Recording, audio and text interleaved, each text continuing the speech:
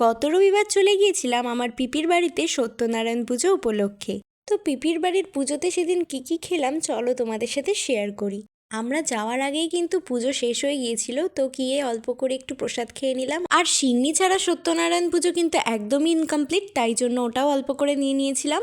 তারপর একটু রেস্ট নিয়ে চলে এসেছিলাম খেতে। আমি, দাদা, দিদি, বোন সবাই মিলে একসাথে বসেছিলাম একটা টেবিলে। তো চলো মেনুতে কি আছে বলি। প্রথমেই ছিল সাদা ভাত, তার সাথে শুক্তোর মধ্যে যে ডাঁটাটা দেওয়া হয় ওটা কিন্তু আমার খুবই ফেভারিট। তারপর দেখো এসে গেছে ঝুরি আলু ভাজা, যেটার মধ্যে বাদাম ভরে ভরে দেওয়া ছিল। তারপর ছিল ভেজ ডাল, শীতের সবজি দিয়ে ভরপুর ডালটা খেতে কিন্তু বেশ দারুণ লাগছিল। আর এই সমস্ত কিছু রান্না বাড়িতে করা হয়নি, ফুল কন্ট্রাক্টে দেওয়া হয়েছিল। তারপর চলে এসেছিল ধোকার ডালনা। ধোকা তো আমার খুবই ভালো লাগে খেতে, আর এই ধোকাটার টেস্টটা কিন্তু সত্যিই খুব ভালো হয়েছিল। তারপর চলে এসেছিল মালাই পানির। পানিরটা কিন্তু যথেষ্ট সফট হয়েছিল আর খেতেও ভীষণ সুন্দর হয়েছিল। এরপর ছিল আমের চাটনি, তার সাথে পাঁপড়, আর শেষ পাতে ছিল নলেন গুড়ের রসগোল্লা।